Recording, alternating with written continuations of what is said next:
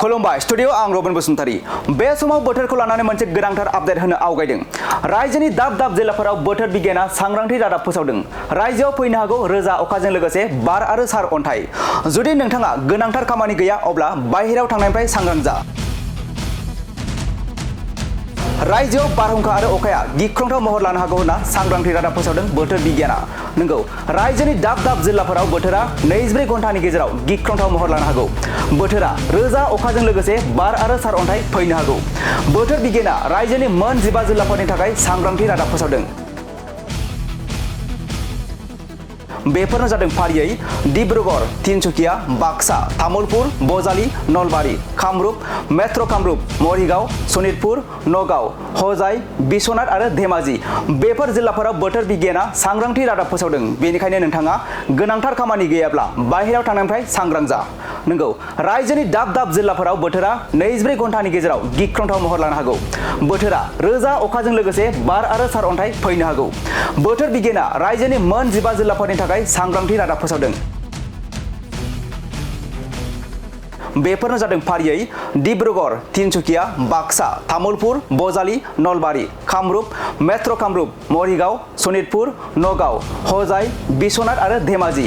बेफोर जिल्लाफोराव बोथोर बिगियाना सांग्रांथि रादाब फोसावदों। बेनिखायनो नोंथाङा गोनांथार खामानि गैयाब्ला बाहेरायाव थांनायनिफ्राय सांग्रां जा। नंगौ, रायजोनि दाब दाब जिल्लाफोराव बोथोरा 24 घन्टानि गेजेराव गिख्रंथाव महर लानो हागौ।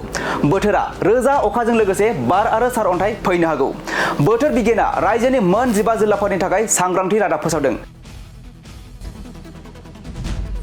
बेफोरनो जादों फारियै डिब्रुगड़, तिनसुकिया, बाक्सा, तामुलपुर, बजालि, नलबारि, कामरुप, मेट्र' कामरुप, मरिगाव, सनितपुर, नगाव, हजाइ, बिश्वनाथ आरो धेमाजि। बेफोर जिल्लाफोराव बोथोर बिगियाना सांग्रांथि रादाब फोसावदों। बेनिखायनो नोंथाङा गोनांथार खामानि गैयाब्ला बाहेरायाव थांनायनिफ्राय सांग्रां जा। नंगौ, रायजोनि दाब दाब जिल्लाफोराव बोथोरा 24 घन्टानि गेजेराव गिख्रंथाव महर लानो हागौ। बोथोरा रोजा अखाजों लोगोसे बार आरो सार अन्थाइ फैनो हागौ। बोथोर बिगियाना रायजोनि मोन 15 जिल्लाफोरनि थाखाय सांग्रांथि रादाब फोसावदों। बेफोरनो जादों फारियै डिब्रुगड़, तिनसुकिया, बाक्सा, तामुलपुर, बजालि, नलबारि, कामरुप, मेट्र' कामरुप, मरिगाव, सनितपुर, नगाव, हजाइ, बिश्वनाथ आरो धेमाजि। बेफोर जिल्लाफोराव बोथोर बिगियाना सांग्रांथि रादाब फोसावदों। बेनिखायनो नोंथाङा गोनांथार खामानि गैयाब्ला बाहेरायाव थांनायनिफ्राय सांग्रां जा। नंगौ, रायजोनि दाब दाब जिल्लाफोराव बोथोरा 24 घन्टानि गेजेराव गिख्रंथाव महर लानो हागौ। बोथोरा रोजा अखाजों लोगोसे बार आरो सार अन्थाइ फैनो हागौ। बोथोर बिगियाना रायजोनि मोन 15 जिल्लाफोरनि थाखाय सांग्रांथि रादाब फोसावदों।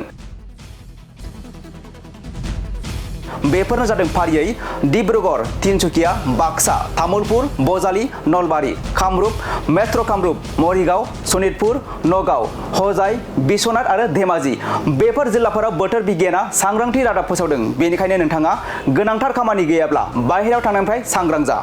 नंगौ, रायजोनि दाब दाब जिल्लाफोराव बोथोरा 24 घन्टानि गेजेराव गिख्रंथाव महर लानो हागौ। बोथोरा रोजा अखाजों लोगोसे बार आरो सार अन्थाइ फैनो हागौ। बोथोर बिगियाना रायजोनि मोन 15 जिल्लाफोरनि थाखाय सांग्रांथि रादाब फोसावदों। बेफोरनो जादों फारियै डिब्रुगड़, तिनसुकिया, बाक्सा, तामुलपुर, बजालि, नलबारि, कामरुप, मेट्र' कामरुप, मरिगाव, सनितपुर, नगाव, हजाइ, बिश्वनाथ आरो धेमाजि। बेफोर जिल्लाफोराव बोथोर बिगियाना सांग्रांथि रादाब फोसावदों। बेनिखायनो नोंथाङा गोनांथार खामानि गैयाब्ला बाहेरायाव थांनायनिफ्राय सांग्रां जा।